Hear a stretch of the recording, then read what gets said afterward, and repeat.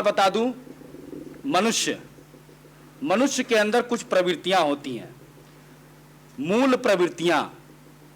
एक उसमें प्रवृत्ति है संघर्ष की प्रवृत्ति। अगर आप मनुष्य हैं तो आप निश्चित तौर पर संघर्ष करेंगे। और संघर्षों का इतिहास अगर देख लें तो जब से मनुष्य है और जब तक मनुष्य रहेगा तब तक युद्धों का भी इतिहास रहेगा और संघर्ष रहेगा। आप प्राचीन काल से बहुत सारी चीजों को देखेंगे, आप महाभारत कालीन, रामायण कालीन, मध्य कालीन और प्राचीन अभी वर्तमान काल के सारे परिदृश्यों को अगर देखें एक फिल्म की तरह, तो बहुत सारी चीजें आपके सामने समझ में आ जाएंगी।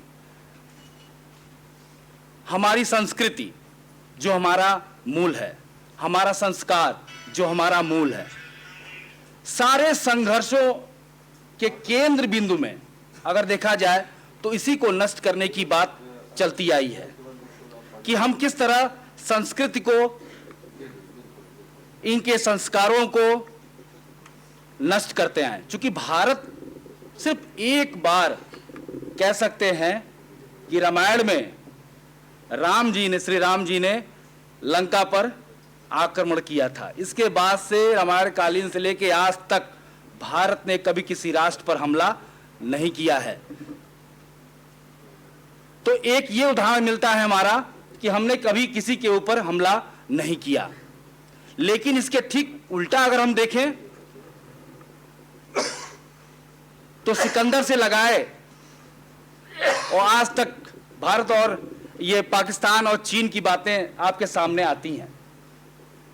इतना लंबा संघर्ष जो है वो हमारे ऊपर झेलने को मिला।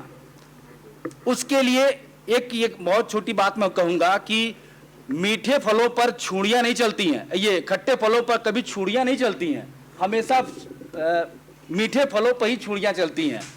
ये सबसे महत्वपूर्ण है। तो वाकई में जो हमारा भारत है वो बिल्कुल मीठा फल है और इस पर छुरियां चली हैं और चलती रहेंगी।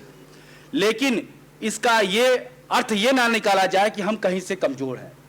हम रक्षा की बात करते हैं तो उसके एक बिंदु महत्वपूर्ण आता है राष्ट्रीय सुरक्षा।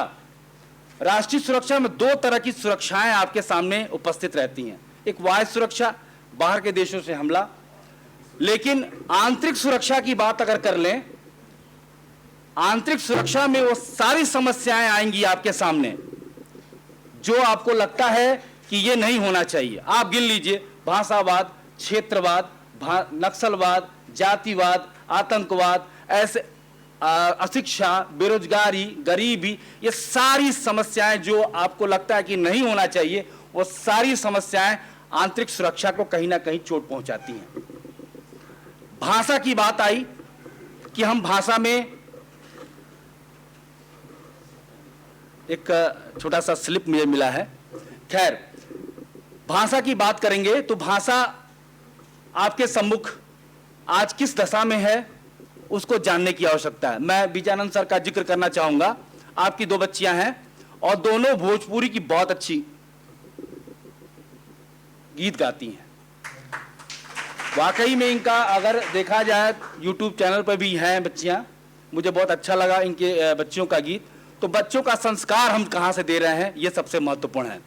तो आंतरिक सुरक्षा के अंतर्गत अगर भाषा को हम अगर देखें तो आज भाषा हमारी जिस तरह लगातार उसका विघटन हो रहा है, उसको एकत्रित करके एक भारत को हम एकीकृत राष्ट्र के रूप में रख सकते हैं। एक शब्द सबसे पहले जब आपने बताया कि जैसे शिव के डमरू से पहला शब्द और निकला, तो और सबसे महत्वपूर्ण है, और से अनुशासन होता है। अगर आप अपने जीवन में अनुशासन को लाते हैं तो निश्चित रूप से, जैसे पहले के समय में घरों में टीवियां होती थी, वो एंटीने को घुमाने पर, सेट करने पर वो चैनल पकड़ता था।